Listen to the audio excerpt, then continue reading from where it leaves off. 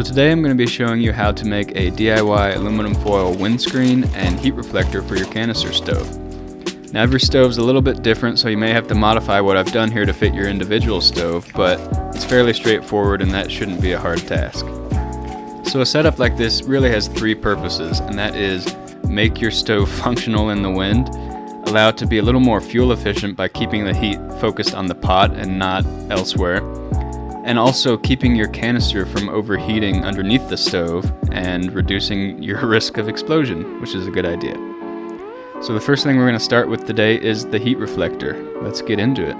For materials today, you really don't need much. You just need a measuring device, heavy-duty aluminum foil tape, and a compass of some sort to draw a circle with, all of which are really easy to find locally or through the links in the video description. Now to start off, you're going to want to take a few measurements on your stove setup. Go ahead and set up the stove, and then we'll get to measuring. Now most stoves have a fatter base where the fuel adjustment knob is, and then a skinnier stem that goes up to the actual stove. You want to measure the diameter of the stem, in this case about 1/2 inch, and that is where the actual heat reflector will wrap around, and it'll sit on top of that base, providing a stable place to hold up the heat reflector. You want to make sure it sits well below the air intake holes on your stove because you don't want to restrict the oxygen to your flame. Additionally, we want to figure out the diameter of the actual heat reflector, and to do that we're going to kind of draw a fake circle around the stove and figure out a good diameter that is enough to reflect the heat upwards from the pot but not stick out too much, because we're also going to have a windscreen to wrap around this. So here I'm looking at about 6 inches, and that'll actually shrink a bit as I roll in the edges of the heat reflector, which is perfect. So about 5.5 inches is the diameter I'm shooting for here. Now we're going to lay out the aluminum foil and actually double it up on itself to boost the durability and strength of the heat reflector. And keep in mind, the aluminum foil has two sides, a shiny side and a matte side.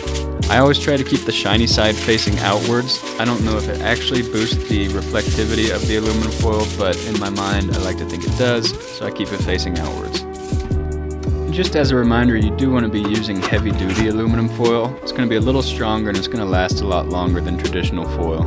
So if you remember, I measured the diameter of my heat reflector as 6 inches. I'm going to set the compass to half of that for the radius, 3 inches. And from there I'm going to draw a circle onto the doubled up aluminum foil. And I'm also going to draw 2 concentric circles inside of that, 1/4 inch deeper than the initial circle. So I'll have a circle at 6 inches, 5 3/4, and 5.5 inch diameters. And that's just going to help me make some folds along the outside of this circle to strengthen it. And once your circles are drawn and cut out, all you're going to do is fold in the outside edge to the first 1/4 inch mark. Then you'll repeat that and do it one more time to double up the edge and make it really strong. Once you've doubled up your edges there, you're going to mark out the inner diameter that will actually form the hole that the heat reflector goes around the stove with. And remember, I measured a 1/2 inch diameter, so I'm going to use a 1/4 inch radius here and just draw that circle on and cut it out. Once that's cut out, just fold the circle in half to create a straight line to the center, and then we're going to cut that with scissors to form a little gap where we can actually slide the heat reflector onto the stove.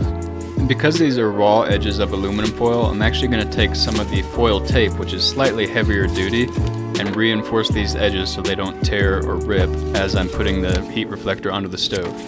And to do that, I just cut a piece of aluminum foil tape equal to the distance of the raw edge there, and trim it down to be pretty narrow, and then wrap it around the edge just to reinforce it a bit.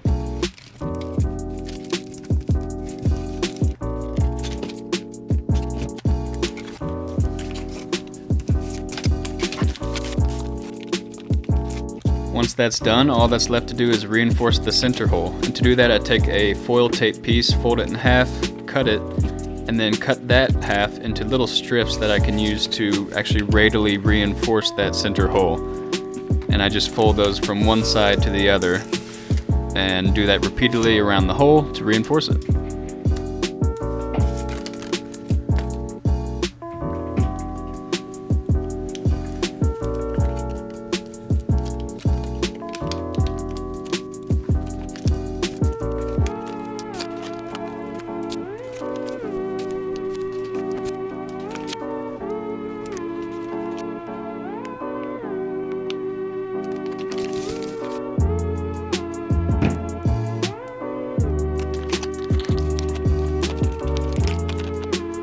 now you have a heat reflector.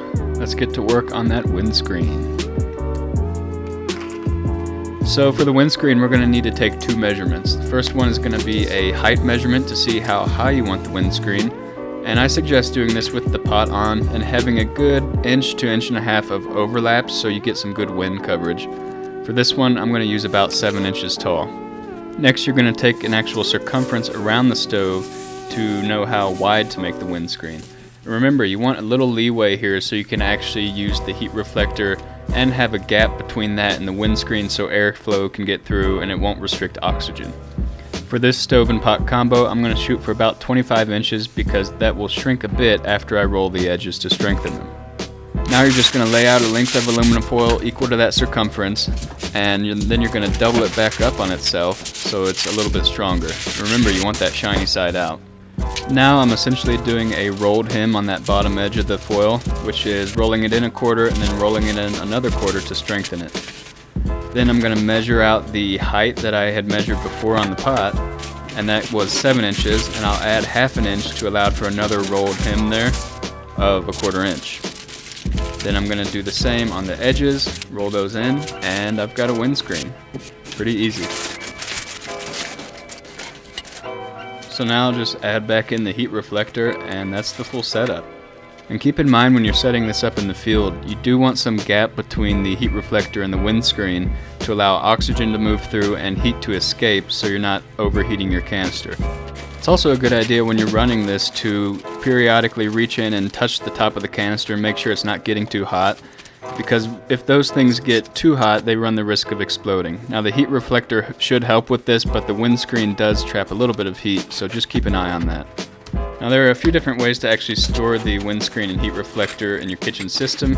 Because my pot is pretty narrow and doesn't have a lot of room inside, I like to wrap the windscreen around the outside of the pot, take the heat reflector, shove it into the top of my pot cozy, shove the windscreen and pot into the bottom, and seal it up. Stick around for future videos on how to actually make the pot cozy. That'll be pretty soon.